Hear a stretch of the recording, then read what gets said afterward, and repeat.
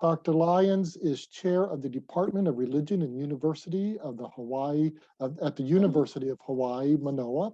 He holds an MA in Hawaiian language and literature from the University of Hawaii and a PhD in Near Eastern languages and literature from UCLA. Dr. Lyon teaches biblical literature and Hawaiian religion and literature at the University of Hawaii. His research focuses on Hawaiian language literature, early Hawaiian Christianity, and spread of Christianity in the Pacific. His published works includes, among other things, No Ka Baibala Hemolele, The Making of the Hawaiian Bible, a 2-volume edition in collaboration with Charles Langlis of Davida Malo's Mo'olelo, Hawaii, and where I first encountered Dr. Lyon's work, Humlaya Mahi, Ali'i, and missionary collaboration during the first 20 years of the Sandwich Islands mission. This last article is a chapter in the book right here, which you can get from the Hawaiian Missions House, Kokua Aku, Kokua Ma'ai, Chiefs, Missionaries, and 5 Transformations of the Hawaiian Kingdom. I'm not saying I'm a fanboy, but I did seek out his signature. I don't know if I could get it there. There it is on his article, because I was so impressed with it and pleased to learn the history that he had to share. We have tried previously 2 times to have Dr. Lyon as our keynote speaker. It never worked out due to COVID purposes. So we welcome Dr. Lyon and the historical insights he has to share with us about the role of the Ali'i and the success of the spreading of Christianity in Hawaii. Thank you, Dr. Lyons, and the time is yours. Thank you very much. Nice introduction. I'm going to try and share my screen here. I don't know how well it will work. And if it stops working, I'll just look at my slides and present this orally. I've certainly presented it orally many times. It's kind of visually heavy, and there's a lot of nice pictures, and I'd be sorry for those not to be available, but we'll do the best we can do with the bandwidth that we have. So the title of the lecture, or the presentation, is The Religion of the Hawaiian Chiefs, and a study of what Hawaiian chiefs were doing in terms of religion in the early 1800s, both before and after the arrival of missionaries into Hawaii. I got started studying Hawaiian language because I was working on my PhD at UCLA in Semitic languages, and I was looking for a language that had something of a parallel way of presenting tense information, verbal information, and Polynesian languages looked like a good choice, and indeed they were a pretty good choice, but little did I realize that once entering into the study of Hawaiian culture, language, and literature, there really was no way out. And what began as simply a sidelight to supplement what I was doing in other areas, I was working on Aramaic, particularly Aramaic in the New Testament, has become really quite what I do mostly anymore. Okay, this is one of our earliest glimpses of Hawaiian religion. This is a drawing by John Weber, one of Captain Cook's artists, or Captain Cook's artist from 1778 in Kauai. And it has a lot of features of Hawaiian religion of the time that we more or less understand their purposes. Over there on the right, the slightly leaning pole with an angular top, that's an image of the god, probably Kanaloa, because this is in Kauai. The structure next to it, the tall structure, is a lele, where sacrifices were placed, not killed within the temple itself, but placed and given to the gods. And often the feeding of birds upon the sacrifice is a confirmation that the gods are involved in feeding upon it. The structure over to the left is called a lana nu'ua mamau, kind of like a megaphone amplifier where the priest stands inside. Sometimes the high chief, the ali'i nui, stands inside and receive and communicate with the god. There are a number of structures in the temple. Some of them for drums, some of them for ovens, some of them for holding images.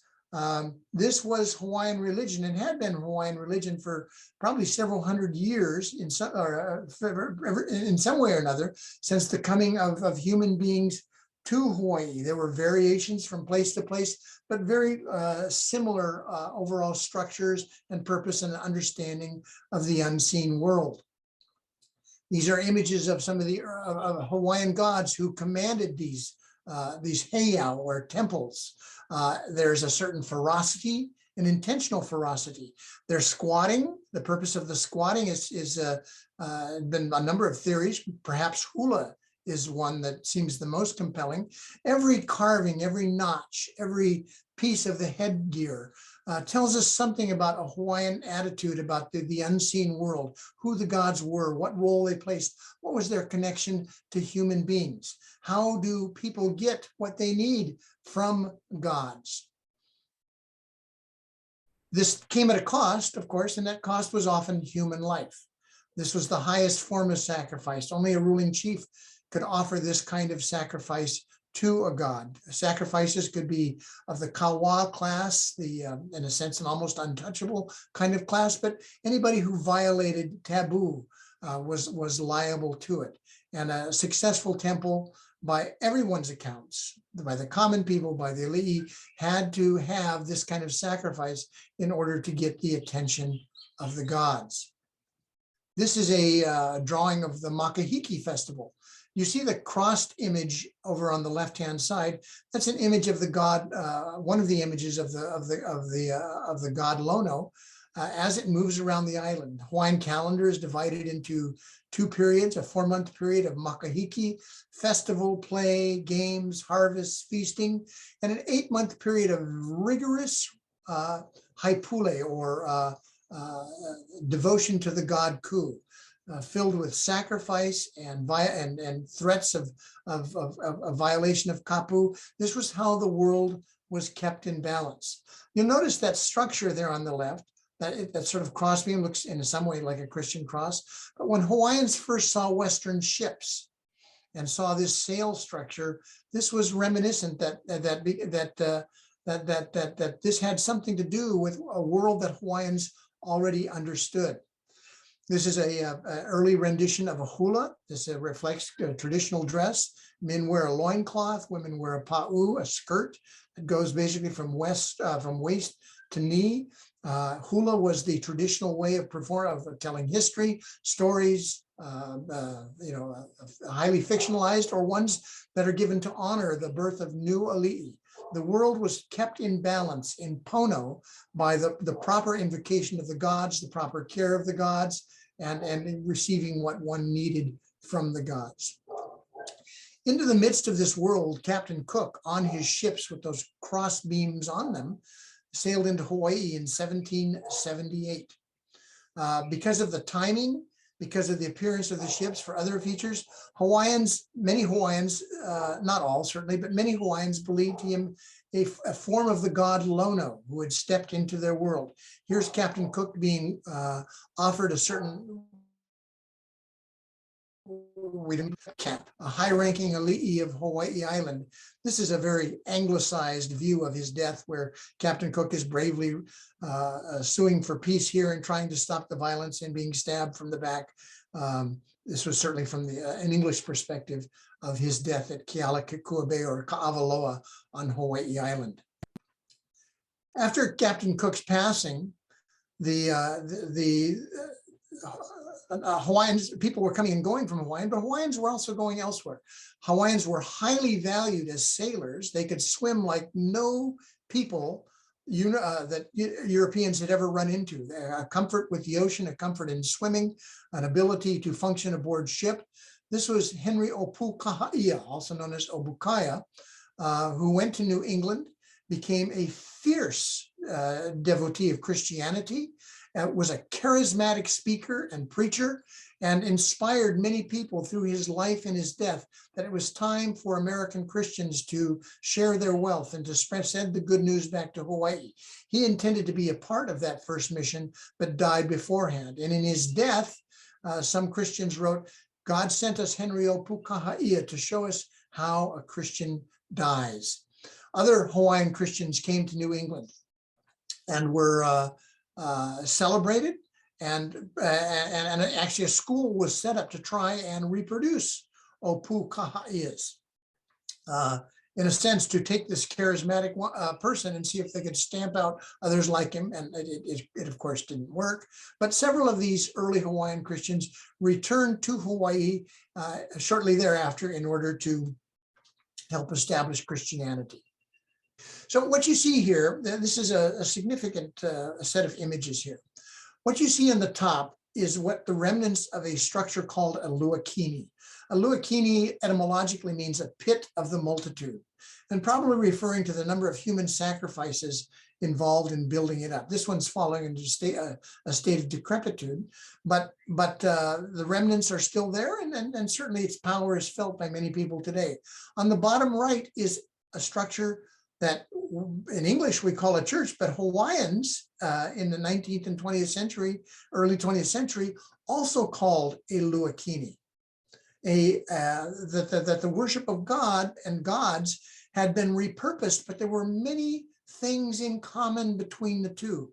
And one of the links between the two is the language in the Bible, the Paipala Hemolele, which, unlike other Pacific translations that are happening at this time, fully incorporates traditional Hawaiian vocabulary into Christianity, and in a sense baptizes the words, gives them new meaning. But Luakini no longer means a pagan temple, it means the temple of God. Words for sacrifice no longer mean the pagan sacrifices offered at Luakini, but the sacrifice of Jesus on the cross. And vocabulary is brought in wholesale from the old and into the new. This is in 1820, the first company of missionaries packed their bags, came to Hawaii in order to establish the mission. And this is where we first run into the Kapali, you're frozen. I think we lost him.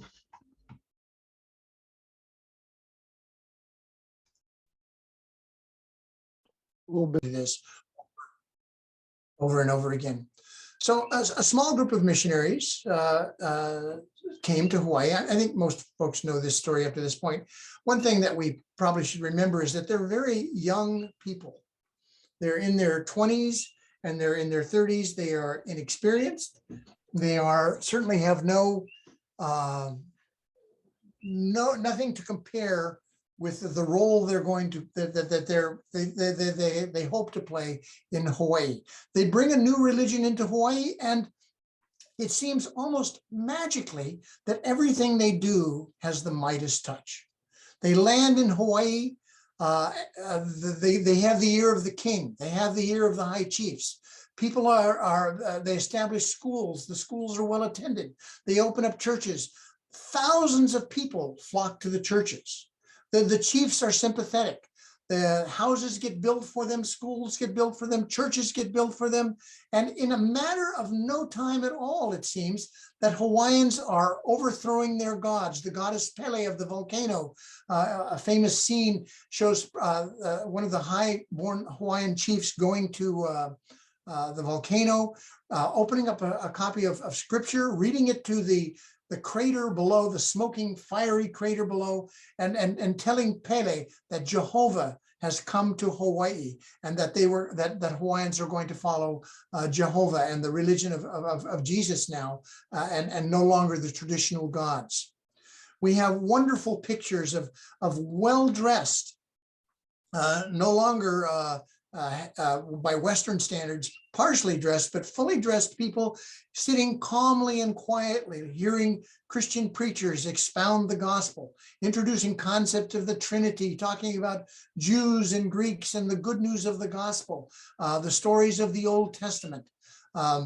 Church membership is blossoming all over. Haile Church here in Hilo, where I live, by the 1840s, is the single largest Protestant church on earth, with a membership between 10 and 15,000 people. The church itself can only hold 2,000 to 3,000 people, but it is full multiple times every day. The minister is going about to all the districts of Hawaii Island, preaching and baptizing and performing funerals. Hawaii by 1831 is a very different place than it was in 1820. Literacy comes on board. Schools are having island-wide competitions where people put on their finest, go to school, chant passages of scripture, show practices of reading and writing. A marvelous Bible translation is begun. Missionaries who are from Andover Seminary in New England are really on the cutting edge of biblical language scholarship and are giving rough drafts in Hawaiian to a wonderfully polished group of Hawaiian scholars who take those rough drafts and put them into beautiful and elegant Hawaiian, so that the Hawaiian translation of the scripture is really pretty much the same as it was then, and is a wonderful example of Bible translation. Hawaiian literacy explodes. Hawaii, which went from having no written language at all in 1820, by 1850, by 1850s and 60s, boasts the highest literacy rate in the entire world, not in the Pacific, but in the world, on a par with Scotland and New England, ahead of most states of the United States in terms of the number of people who can read and write. There are newspapers, books. To find somebody who could not read it, read a simple newspaper column or the Bible itself would be difficult. And of course, a constitutional monarchy comes into play. Now that's sort of the positive narrative that happened from from early arrivals, early into the 20th century. That the picture of missionaries was kind of a wonder-working crew who had accomplished amazing things. And of course, religious people have said, of course, it's not the missionaries, it's God, it's the Holy Spirit that's doing it. But missionaries are the main part of the story. Now, a narrative like that is, of course, going to produce a counter-narrative. It's inevitable. By the mid-20th century, the counter-narrative is already happening. That missionaries, well, maybe they were overdressed. Maybe they were unsympathetic to the culture.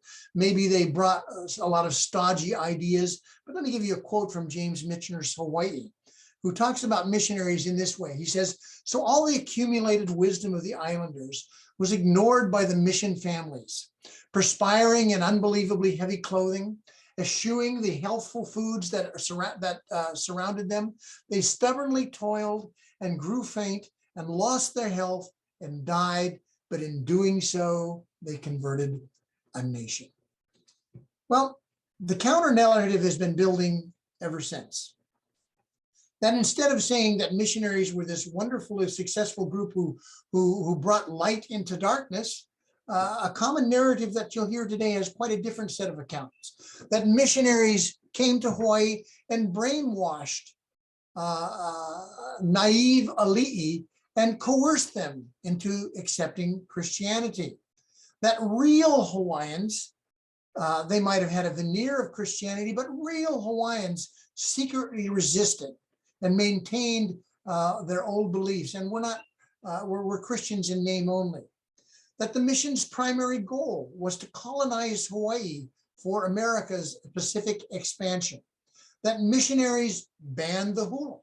And one that's particularly interesting to me as somebody who's particularly involved in Hawaiian language, that missionaries changed the Hawaiian language and then eventually banned the Hawaiian language. That missionaries deposed in the end the Hawaiian monarchy and brought about the annexation.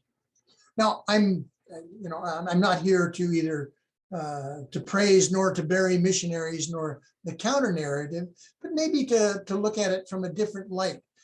For me, the conversation about the coming of Christianity to Hawaii is far too much about missionaries. That in a sense, missionaries, whether by the counter narrative, whether by the triumphal narrative history, it's all about missionaries. When in a sense, as I look at it and as I read through Hawaiian sources and newspapers and Hawaiian writers, I don't think missionaries really have the central role in what's going on at this time. And I'm going to try to present that in a couple of ways. First of all, a historic question. Do missionaries convert nations? Go back in history and find examples where a single group of missionaries converted an entire nation. I think you're going to be very hard pressed. Now, there are popular accounts where a single missionary came and converted a nation, St. Patrick in Ireland or St. Cyril in Russia. The historical narratives are really quite different. It didn't happen that way. Did missionaries come and convert Hawaii? There is no question that by 1831, the most powerful ruler in Hawaii, Ka'ahumanu, one of Kamehameha's wives, wrote back to the mission society in New England and said Hawaii is a Christian nation and is ready to send out its own missionaries. In an 11-year span, she has no doubt that Hawaii is a Christian nation. All right, and I think there's a lot of evidence to support her claim in that. Was it based on the work of missionaries? Well, missionaries have a role, but maybe there's more to the story than that. A good comparison to make is early Christianity. 3 timelines during the Roman Empire or in European history that we might want to look at for the spread of Christianity. From about the year 45 until 312, Christianity was a small, almost completely powerless religion within the Roman Empire. By the time of the conversion of the Roman Emperor Constantine, by the time of his conversion to Christianity, the best estimates say maybe 10 to 15% of the Roman Empire was Christian. From the time of Constantine's acceptance of Christianity to the time of the empire who said Christianity is not merely a tolerated religion, but the only acceptable religion, about a period of 70 years, 75 years, Theodosius, Christianity had a growing numbers of Christians, but Rome could hardly be called a Christian empire. And even at the end of the Roman Empire, if you look at the latest and best scholarship about Christianity in Rome, even at the end of the empire, the veneer of Christianity is the best that Rome can say. It is still operating as a Roman empire according to traditional Roman rules. It just happens to be that many of the people within it are Christians. But from that period on, until the French Revolution, Christianity in former Roman lands and surrounding countries, Christianity is the dominant, and we might even say exclusive religion.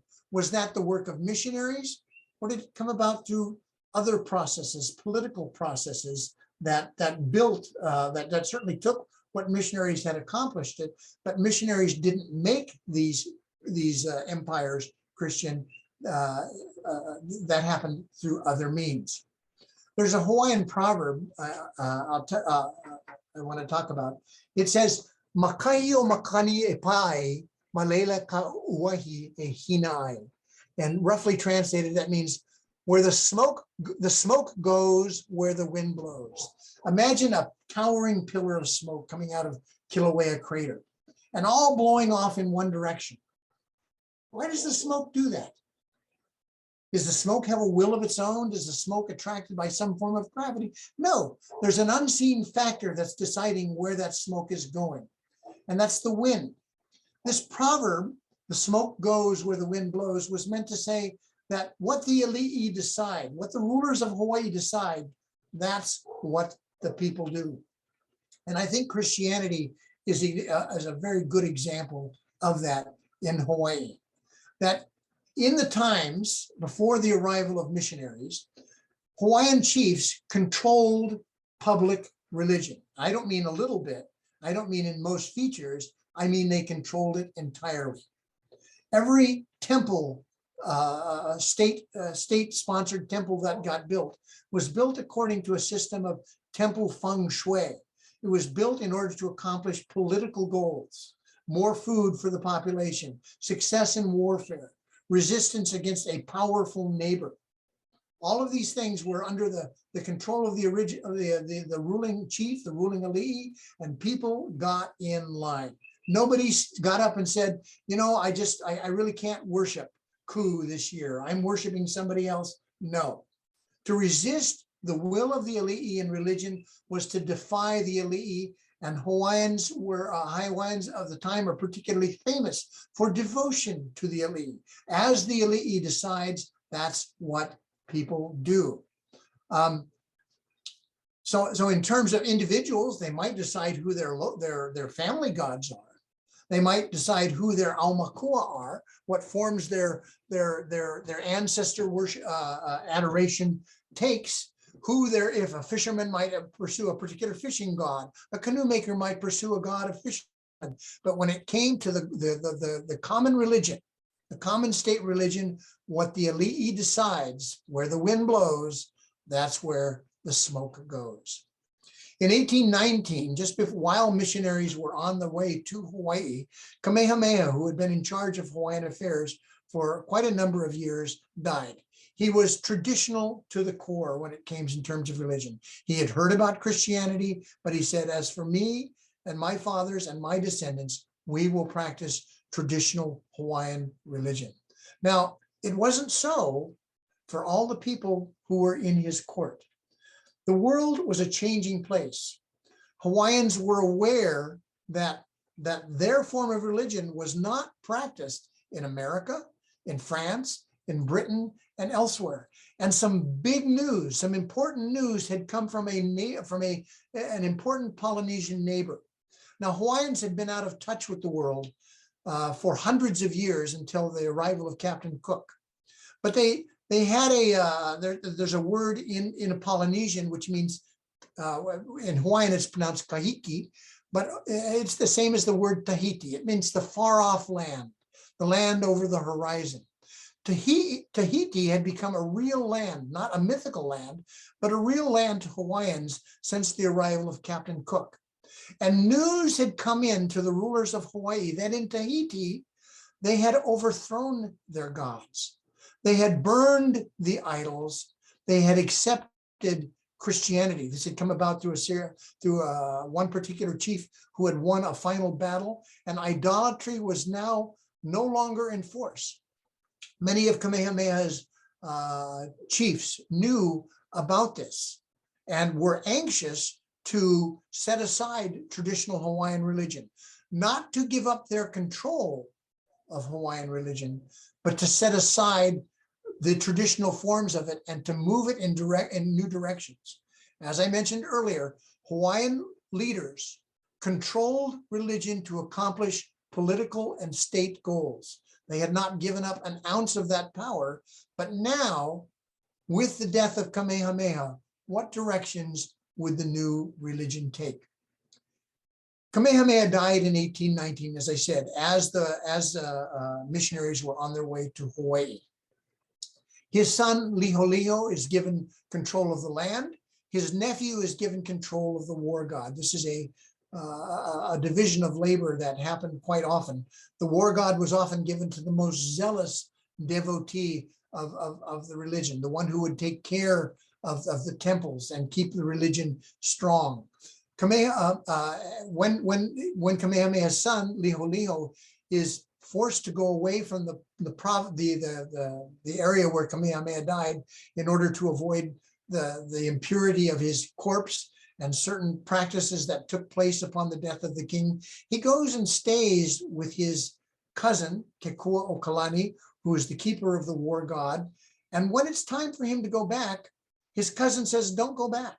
I don't want you to go back. There are things happening there that I'm afraid of, that I don't want you to be affiliated with. I believe that people back there are going to end traditional forms of Hawaiian religion. But in particular, they're going to end what's called the Kapu. Kapu means restricted eating. Up to this point, men and women in Hawaii do not eat together. Women do not eat any foods that are offered to gods. He says, this is going to come to an end. I've heard of it. Stay here with me and we'll rule together from here. But Liholiho does not.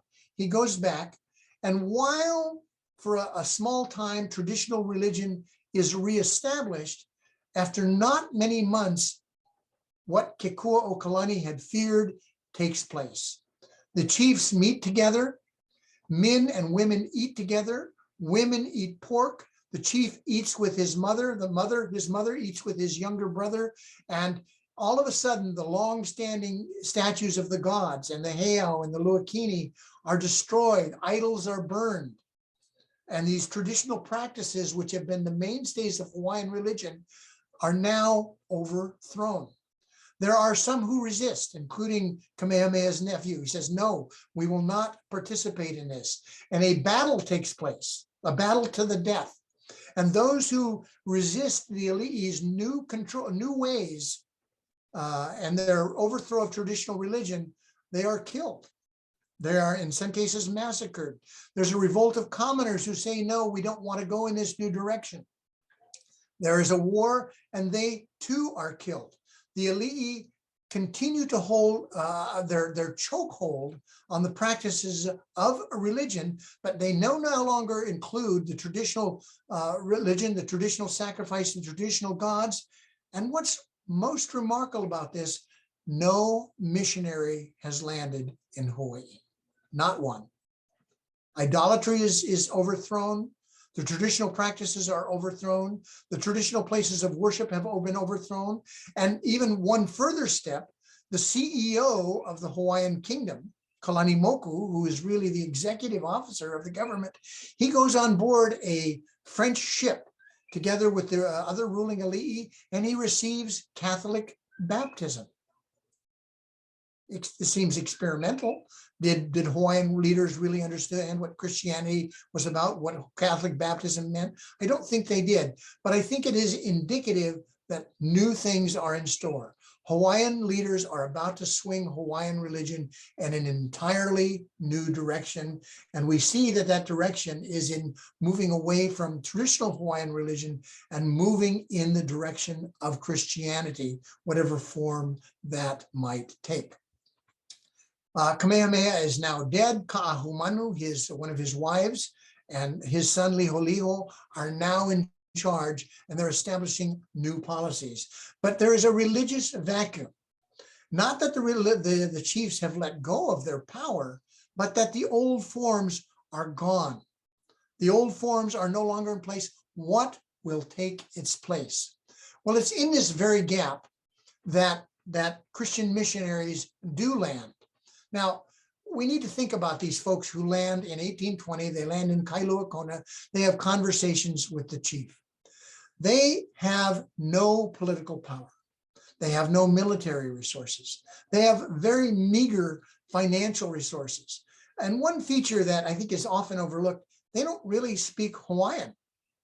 They have a few native Hawaiians with them who do speak Hawaiian, but the process of translation proves to be very unsatisfactory and very rough. Details are hard to come by. But the Ali'i Nui and Ka'ahumanu both agree, yes, Christians are here. All right, you can stay. You can stay for a period of a year, and they offer them enormous support. They build churches, they build schools, they support literacy, and these missionaries, in a sense, fit a key hole that Hawaiian chiefs are trying to supply. Hawaii wants to join the world. Hawaii wants a literate kingdom. They want a kingdom who, like the Tahitians, have joined the Western nations. But how exactly to go about it? Are these Protestant missionaries the key to achieving this mission, or maybe others are to come? So a year-long trial is given. And then, as I mentioned, I already talked about the story. Well, everything happens seemingly magically. Churches are built, they're filled, schools are filled, the Bible gets translated, the nation achieves a remarkable degree of literacy. Chiefs and Ali'i Ali'i and missionaries are working hand in hand to accomplish this twofold goal of Hawaiian literacy and Hawaiian Christianity. Were these chiefs, these missionaries must have been remarkable. Well, and again, without diving into whether they were or whether they weren't, I want to propose to talk briefly about a slightly different narrative look at this. At the same time that this group of Hawaiian missionaries was having this fantastic success in Hawaii, A couple of them went down to the Marquesas Islands, Nu'uhiva. It was the same group of, some of them were the same group of people who came to Hawaii. They went to a group of people, of Polynesians, who spoke a very similar language, had a very similar culture, a very similar religion, and they were, in a sense, better supplied than the missionaries who first came to Hawaii. They had a number of Hawaiian Christians with them who were able to communicate quite well with the people of the Marquesas Islands. In this place of similar geographical features, similar food, similar culture, similar religion, how did the mission to the Marquesas fare? It failed utterly, miserably. Schools were empty. Churches were empty. Chiefs gave them no support. Chiefs said, yeah, you can stay if you want, but chiefs weren't interested. If they had a church service, maybe 2 or 3 people might come. They were spitting and laughing and smoking and walking around. Children might come to school one day, but might not come the next. Everything missionaries had, they were afraid it was being pilfered. They were essentially teaching nobody to read and write. The passages of scripture they had in Hawaiian, which were more or less intelligible to the people of the Marquesas, were ignored. The missionaries lived in fear of their lives, probably not realistically, but they certainly did fear that they were going to be killed or murdered any day in their beds. And after a period of a number of months, they left with their tails between their legs, having achieved virtually nothing. They went to Hawaii, the same group, and they were told to go, that they were to be stationed in Honolulu, Hawaii. What happened there? Were people spitting and smoking? No. The chief, the governor of Hawaii, of Kauai, said, where would you like your station to be built? They took a tour of the island. They said, Honolulu. Well, honestly, that's probably where I'd pick too. I think it's one of the most beautiful spots in all of Hawaii. He built them houses. He built a church that could hold 1,400 people. He built schools.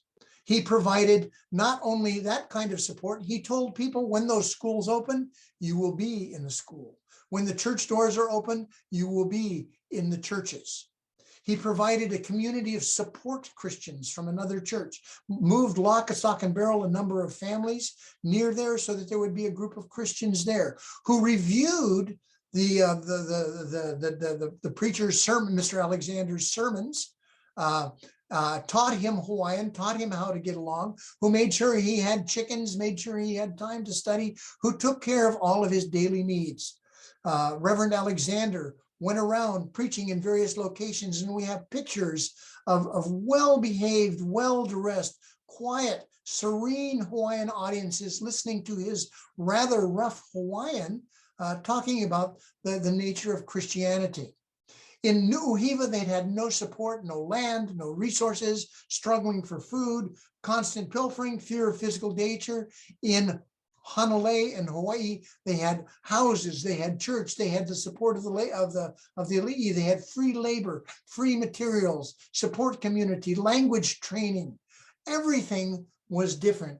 And of course, it looked like they had the magic touch. Where did that magic touch come from?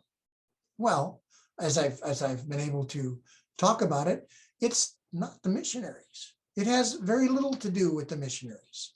It has to do that the Hawaiian chiefs have decided that as part of religion policy, that Christianity and literacy are the policies of the kingdom, and the group of missionaries who sailed into that gap are the means to bring it about. Now, I don't say that as a means to diminish missionary accomplishments and labor. Many of them became wonderful speakers of Hawaiian, knowledgeable of the culture. Missionaries, like everybody else, there's good, there's bad, there's indifferent, but it is not their talents that matter in this particular time. It is a policy that puts them in a place where everything that they do is going to, by predetermination of the chiefs, succeed. Ali'i decided upon religious change before the arrival of missionaries.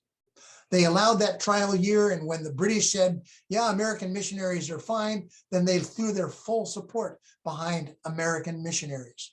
It's useful for us to remember that when missionaries first came both to Tahiti and to Hawaii, no individual felt that it was okay to accept this new teaching, this new way of life, until the chiefs did it first. And in Hawaii, the chiefs did do it first. They were the first church members. They were the first to be baptized. They were the first to recommend people for baptism and for church membership. For the first time in the history of Hawaii, there was a way for commoners and people who were not of high and noble birth to be in the same club as high-born chiefs, to be church members in the same way that ali'i were church members. Almost every missionary of this time says, I get a lot of inquiries about church membership, but I don't think it's Jesus that is really driving things here. I think it's, or not Jesus that's driving it. I don't mean that. They certainly believed that it was the Holy Spirit and the work of God that these things were happening. But he felt that the interests of many Hawaiians wasn't so much of a spiritual basis, but of an enhanced status within the society, to be something that only ali'i could have been before. In the late 1820s, a document was circulated called Kamana'o Onali'i. It's a statements by 5 or 6 of the highest ranking ali'i saying, we're Christians now. We expect you, the people, to adopt Christianity and to live according to it. Ka'ahumanu herself goes from island to island, district to district, promoting Christianity. We are Christians now. This is our religion. On near her deathbed in 1831, she wrote a lovely, beautiful, and moving letter to the head of the ABC, or the corresponding secretary of the ABAFM, Jerry Everett, saying, we're glad to have new teachers. We're going to teach them Hawaiian. They're going to provide training for our people. And we are now a Christian nation. We'll be sending our people out into the world. So by 1823, we've got a written language. By 1827, we've got a New Testament out there. By the 1830s, Hawaiians are sending, supporting mission stations around the island.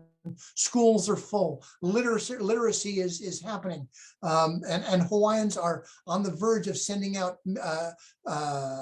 missionaries out into the Pacific unknown. Some of them very long-lasting missionaries, including the first semi-successful missionaries to the Marquesas.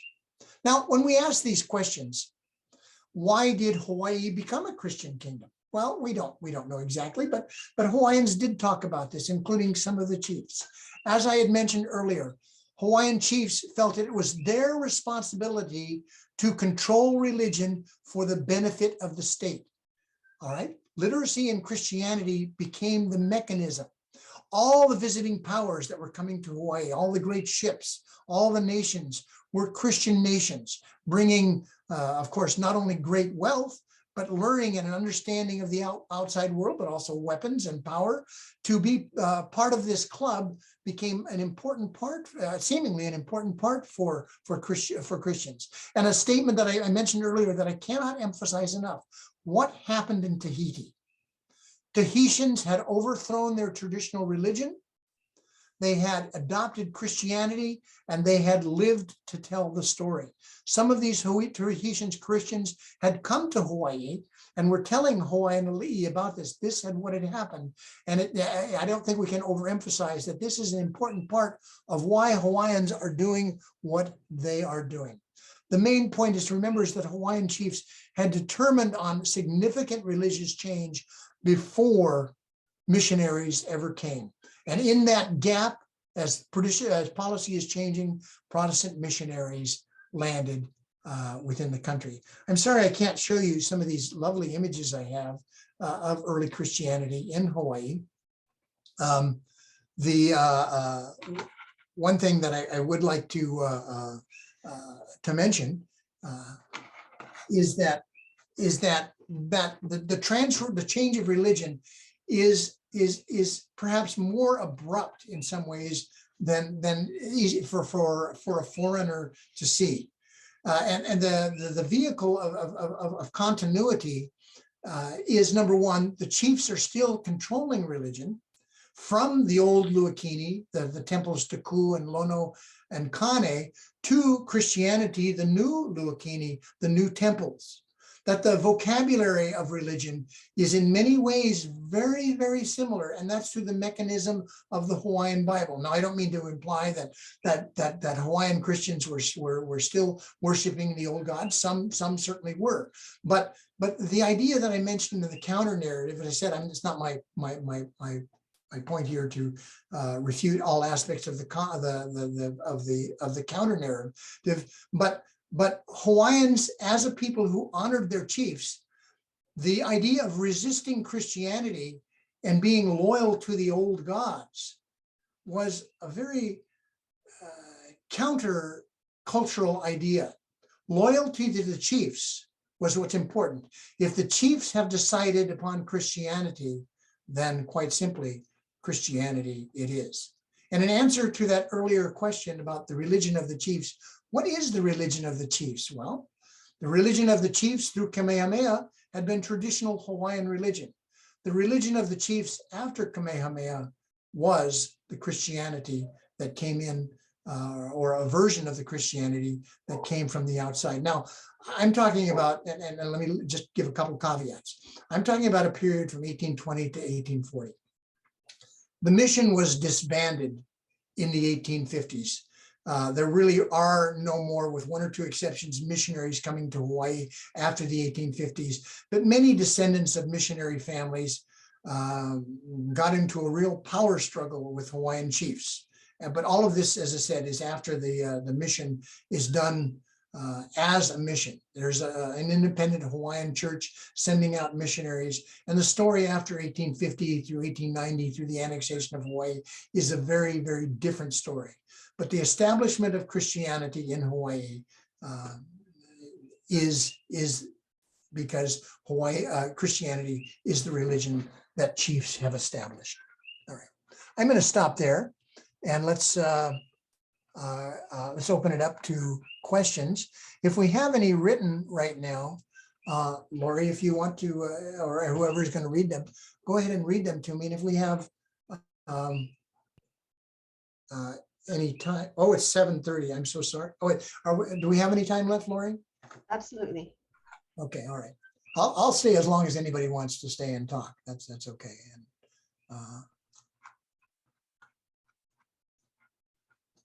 we have a lot of comments in the chat and a couple of questions. Great. So one of the questions is, are you aware the sons of missionaries who were officers of the Hawaiian Evangelical Association in 1887 and 1893 committed treason twice? Yes, and I would actually say they should have, some of them should have been hanged. And believe me, I have no argument with that, that that many missionary descendants played absolutely treasonous roles in the overthrow of the Hawaiian kingdom.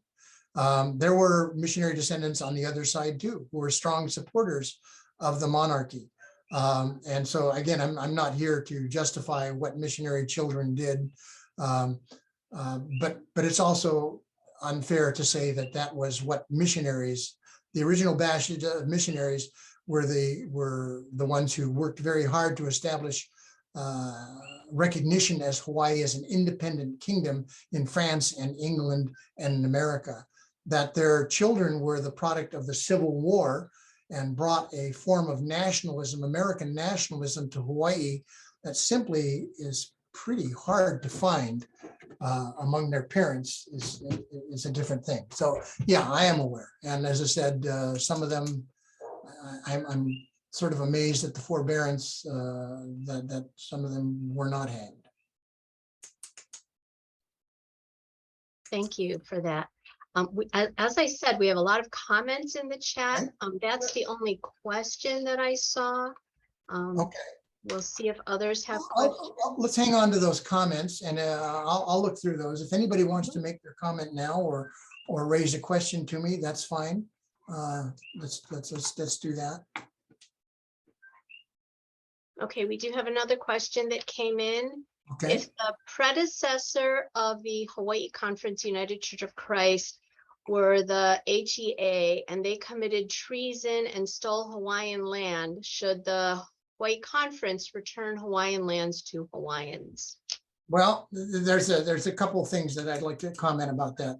Most of the members of the HEA were Hawaiian pastors, and they were very strong supporters of the monarchy.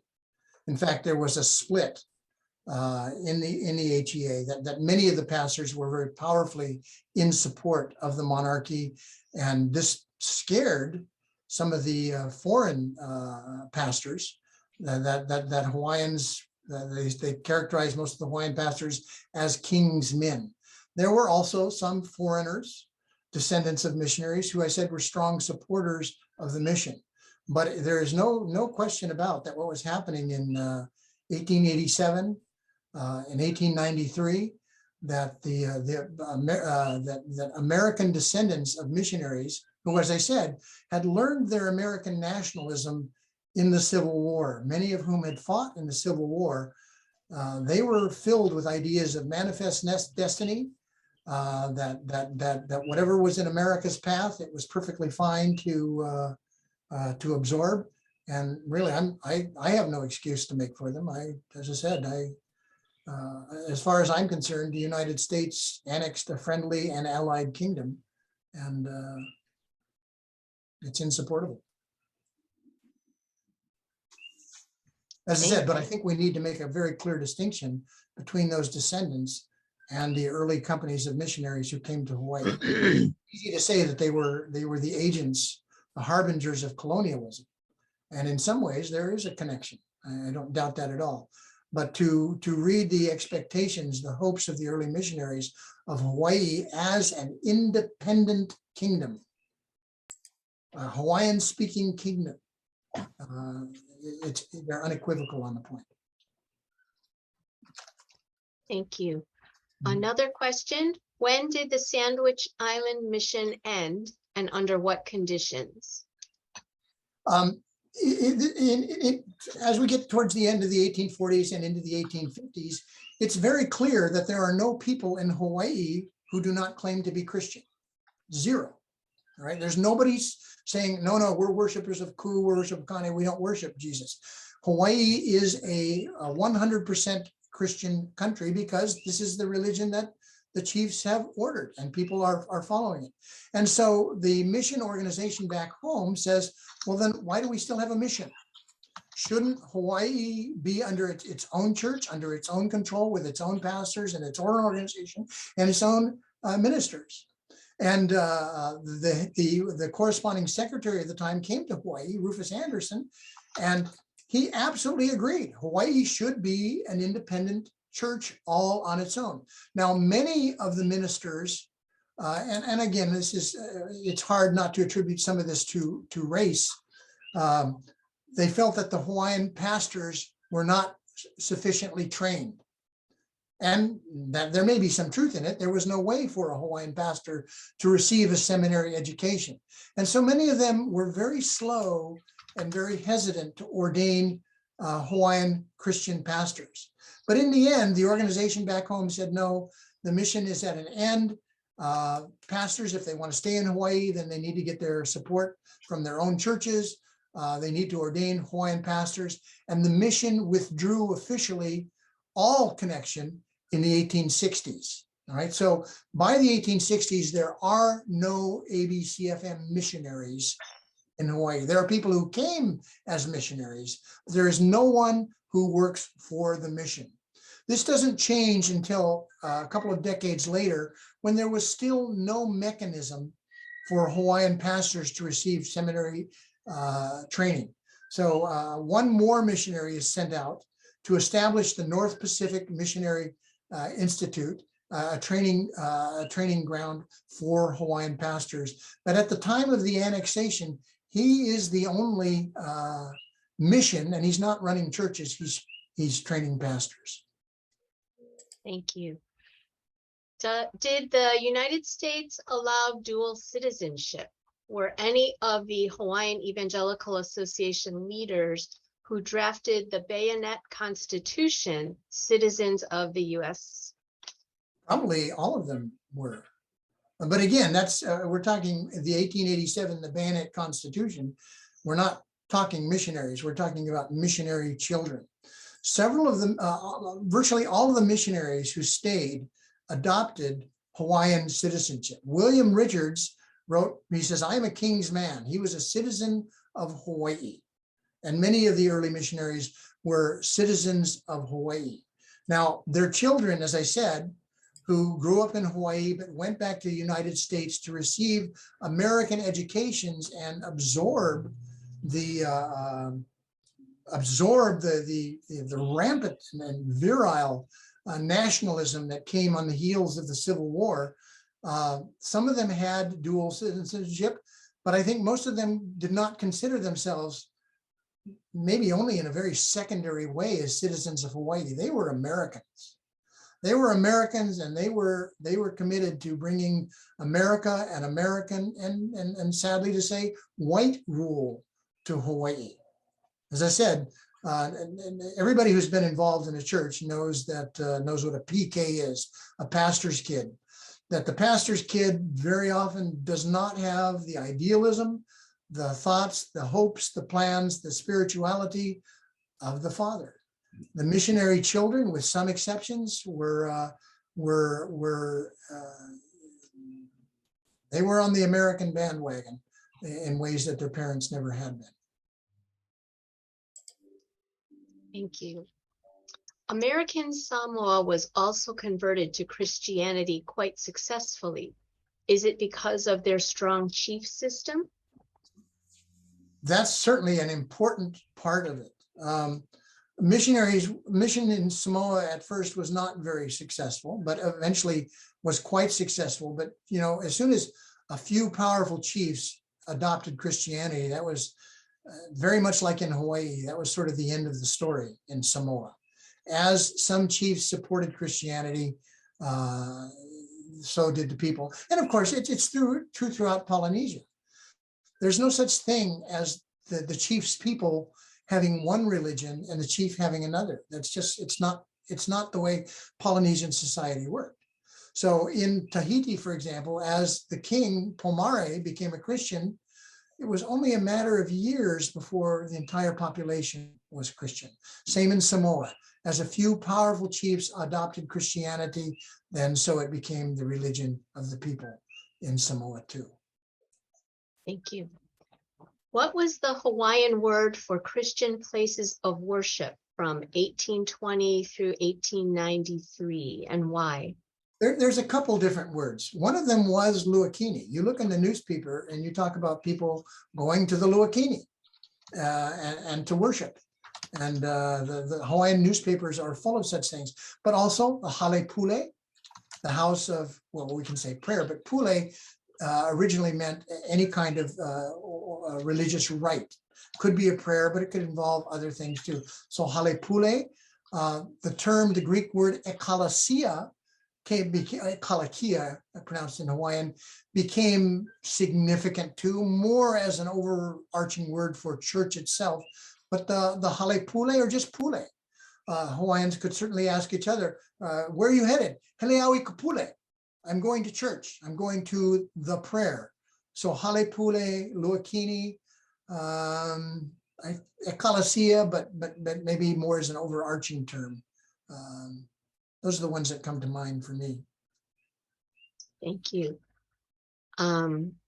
One listener is confused because you used the term annexed, and there has been no evidence of a peace treaty. Yeah, I think again, this is a political issue relating to the what happened in 1890 in the 1890s, and again. You know, it happens to me, unfortunately, that because I'm interested in missionaries, and I find some of the missionaries quite intriguing folks in the 1820s. Let me repeat my stand again. What happened in the 1890s was simply wrong. I have no hesitancy about it. The Bannett Constitution, a constitution forced upon the king by an American business community, the deposition of the Queen Liliuokalani, the forced annexation. In a sense, of course, there is no peace treaty. Hawaiians were never asked. When Theodore Roosevelt was campaigning to have Hawaii become part of America, the major force of American naval policy said, yes, it's fine to annex Hawaii so far as no wrong is done. And apparently no wrong doesn't include asking the people of Hawaii whether they want to be part of America. It was, I'm unambiguous about it. If I could undo it, I would, but that's certainly out of my hands at this point. Again, what missionary children did, what the American business community did in the 1880s and 1890s is, to my mind, inexcusable. There was an annexation from the American point of view. Hawaii became part of the United States, whether or not any or very many anyway, Hawaiian citizens wanted it to happen. Thank you. Wasn't Serrano Bishop sent to Hawaii as an ABCFM missionary? No, he was not a missionary. He was a descendant of missionaries. He had the advantage of, living in the two worlds. He spoke Hawaiian pretty fluently. He had important roles with schools and educational offices, with churches, but not really an ABCFM employee. He was, in my mind, a particularly difficult character. He was writing columns in American newspapers and signing them Kamehameha, and saying that the newcomers to Hawaii, foreigners, were the real successor population. They were worthy of replacing the old Hawaiian population. But no, he's not a missionary. He's a descendant of missionaries, though. Princess Ruth Ke'elikolani, granddaughter of Kamehameha I and a powerful ali'i, resisted Christian beliefs. Do you know how she was treated by other ali'i and Christian leaders at the time? That when we need to add some nuance to that character. Did she oppose accepting Christianity as the worship of Jehovah and the worship of Jesus? That she did not do. She went to church. She practiced those aspects of religion. The issue with Ke'elikolani is that she felt that there was an overboard reaction in what that meant to various aspects of traditional Hawaiian culture. The mission, in some aspects of bringing Christianity, the mission had some very significant failures. For example, the worship or honoring, however you want to characterize it, of ancestors. Christian missionaries from New England believed that honoring and worshiping of ancestors was just not okay.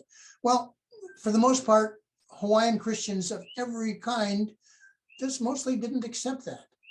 Or the idea that the unseen world, that dreams from their ancestors, or the actions of their aumakua, or that the real presence of Pele and the importance of Hula. While some Christians went 99% of the way with New England Christianity, many did not. And Ke'elikolani certainly supported Hula and certainly supported many traditional aspects of Hawaiian religion, but on the other hand, without by any means saying, no, this Christianity thing is a mistake. That was not part of it. Thank you. In perspective, how can one explain the resurgence of modern day Hawaiian non-Christian spirituality? It's not a uniquely Hawaiian development.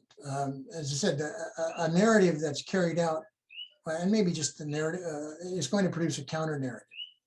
That Hawaiians showed a wonderful interest from the very beginning in their own history, in their own culture. That during the early decades of Christianity, when you read Hawaiian Christian writers, they are very zealously Christian. I don't mean halfway there. I don't mean lukewarm. They are very zealously Christian. It is the same as happened in societies that have been traditionally Christian around the world, that the zeal of a few generations back, it changes. There's a term we use in religious studies, the routinization of charisma, that in those early generations, there was a powerful charisma. And the parents have it. Many Hawaiians today have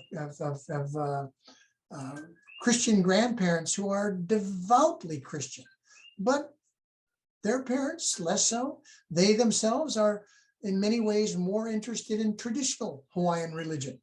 As I said, it's not unique to Hawaii. It's a development in societies that have powerful religious traditions where the power of the conviction, not by all people by all means, but by many people, fades, and people begin to say, well, why are we doing it this way? Why don't we do it the way we used to do?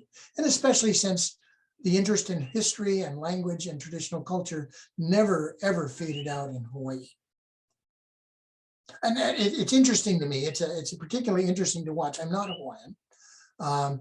For me to look at the zealous Christianity of early Hawaiian leaders, Ka'ahumanu, David Malo, John Papa'i'i, the two Kamakau writers, they are zealously Christian. Hawaiians fought a war in order to say that the old religion is out.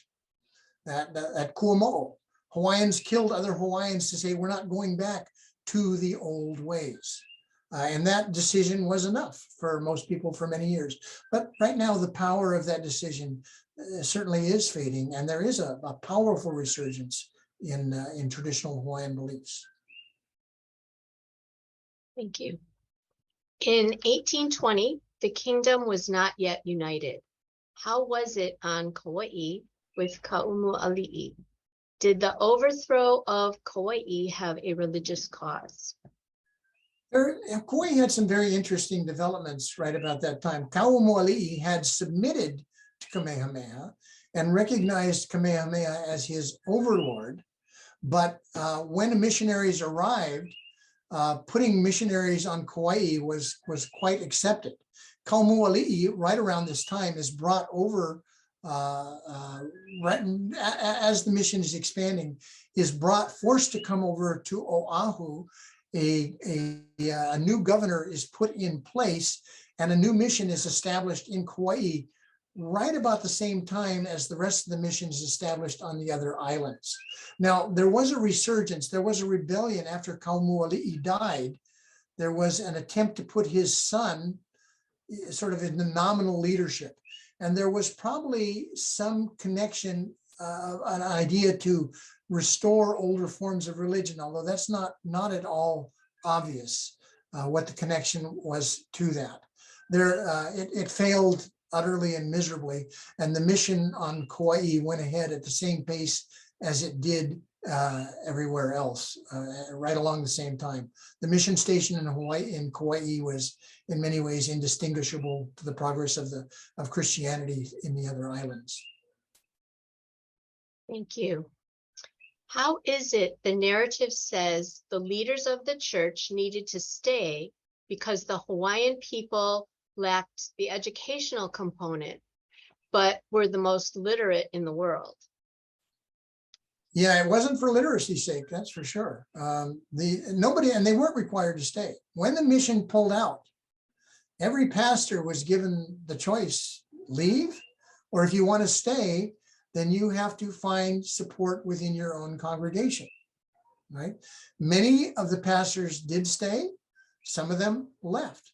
Some of them left well before that, when they realized that the ABCFM was receiving money from slaveholding states, donors from slaveholding states, and they wanted nothing more to do with it, and they backed out.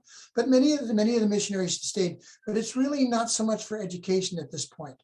The first minister, or the first minister of education in Hawaii was Davida Malo.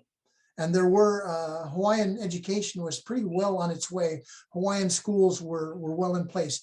The only institutions of higher learning certainly had a fair amount, like university type level, like at Lahaina Luna, certainly did have some missionary teachers involved. But education isn't the reason people stay. They stay to be pastors of their churches. Thank you. Are you aware Federal Judge Kobayashi in Hawaii District recognized the continued existence of the Hawaiian Kingdom in May 2022? What are the implications of organizations in Hawaii that don't reconcile 130 years of war crimes? Well, that's a pretty loaded question and pretty far removed from what my presentation is. I think I've already talked about my sympathies. I think what happened in Hawaii was a crime. Is it a war crime? I leave that to other people to deal with. So I'm gonna pass on that. Thank you. How does the population decline of Native Hawaiians fit in within the time frame you are describing? A great deal of it happened before missionaries ever arrived. The estimates of population of Hawaii at the time of Captain Cook range from about 250,000 to 1 million. And it's very hard to know exactly where it lands. By the time missionaries took their first census, it was down around 120,000. And then by 1880s and 90s, it's down to 40,000. So it's happening, but it's not just happening in Hawaii, it's happening elsewhere. Of all the people who brought diseases to Hawaii, missionaries are probably the very least culpable. There was no venereal disease in Hawaii before the arrival of Captain Cook, and it was rampant thereafter. Hawaiians had virtually no immunity to smallpox, to other diseases that were that people in Europe over many hundred years had developed immunity to. And the speculations at the time, because people did not know about immunology at the time, speculations as to why Hawaiian population is decreasing at such a fantastic rate were a cottage industry. Hawaiians were writing about it, missionaries were writing about it, foreign visitors were writing about it. But the truth is, nobody at the time knew exactly what was going on and why it was happening. As I said, I think missionaries probably brought a lot less in the way of venereal disease to Hawaii than sailors and whalers and other people, but there's also other diseases that are coming. As soon as Hawaii opened to the world, it was in some ways almost inevitable that the catastrophe of the population decline was going to happen. Thank you. Could you repeat what you said about Captain Cook fighting for peace, or did I hear that wrong? You certainly heard it wrong. He was not fighting for peace. The picture is written by an English artist, and it's trying to glorify Captain Cook. It shows him as nobly trying to fend off the violence, telling his troops, oh no, don't fire. And as he's doing this, he's being stabbed in the back by a Hawaiian. It's a very, almost a silly misrepresentation. We don't have a real picture of what exactly happened. Captain Cook got himself into trouble. He was received with impossibly great hospitality in Hawaii. His troops, his soldiers were fed, his ships were supplied. He drained the resources of an entire district, but he was very upset by the loss of a ship's boat that was taken by a Hawaiian chief who had gone on board his ship, and by some common Hawaiian English sailor was hit with a rope across the back. Well, people don't treat Hawaiian ali'i that way. And this ali'i had vowed a form of vengeance. A boat was stolen. Captain Cook said in order to get that boat back, he was going to go and kidnap, basically. He didn't present it as a kidnapping, but tried to convince Kalani Opu'u, the leader, the high chief of Hawaii, come on board. And he was going to keep him on board until he got his boat back. And when other Hawaiian leaders, particularly Kekuhaupio, realized what was going on, this was a kidnapping, not a friendly conversation. He appealed to the chief, don't go on board. Captain Cook laid hands upon him to try and bring him aboard, and that's when that's not done. You don't do that with a Hawaiian chief. A riot broke out. Cook was killed. A number of others were killed. Cook is certainly the instigator of this riot, not the peacemaker. So I'm sorry, when I said the picture shows him as trying to make peace, I don't understand him as, I think the conflict is certainly his fault. Hawaiians regretted it later. Captain Cook's followers regretted it later. Nobody was happy with the result, but it was certainly a result of Captain Cook's own making. Thank you. Luakini in traditional religion were the highest class of heiau. Yes. Luakini were sacrificial heiau. Yes. Would using the word Luakini for Christian places of worship incorporate this history, effectively Hawaiianizing Christianity in the Hawaiian kingdom? Yes, I think there's a lot of that happening. I think it's very interesting right now. I'm reading, doing some analysis on mission work in Tahiti. So I'm reading biblical passage both in the Tahitian Bible and the Hawaiian Bible, and they are both expertly done, wonderfully well done. It shows the level of degree that control that Hawaiians and Tahitians had in the translation. The difference is that in Tahiti, the missionaries refused to use any traditional religious terms. And they brought in foreign terms for sacrifice, for temples, for all of the common words of Christianity, where in Hawaii, they did not. They used traditional Hawaiian terms. So Luakini, everybody who read the Bible in Hawaii for the first 20 or 30 years of the Bible, they knew that a Luakini was a human sacrifice heiau dedicated to the war god Ku. But the term was baptized to mean the highest temple of God in Jerusalem. And Hawaiian Christians began to use it as terms for their local church. So these terms really were effectively baptized and converted from traditional Hawaiian religion for use to describe Christianity. And they are the terms that Hawaiian Christians were using. How much did they hold of their own history? Some, undoubtedly. But as time passed, the older meanings faded away and the newer Christian meanings became dominant. Thank you. Why use the term ekklesia then? It's a good question. It generally means sort of the church as a whole. So we use the word church in multiple ways in English. We talk about, I went to church on Sunday versus the teaching of the church. By the teaching of the church, I don't mean my local church. I mean the church as a whole. And ekklesia tends to go with that meaning, the church as a whole, although now and then being used for the church building and the local church itself. But as I said, it occupies a slightly different semantic space than hale pule or Luakini. Thank you. What is your knowledge of the missionary schools in this era and the role the churches took in controlling?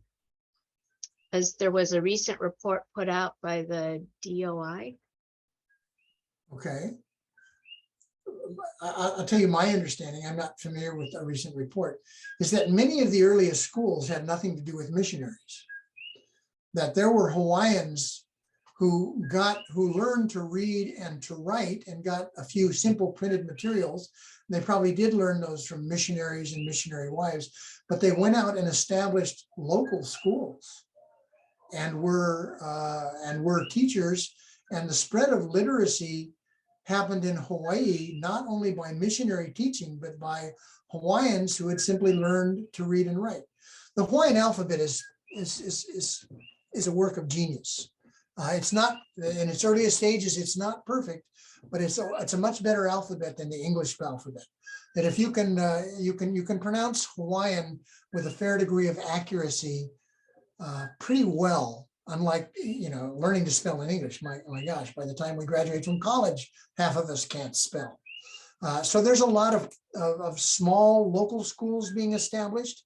They're not schools in the sense of first grade, second grade, third grade. They're schools that teach people to read and write.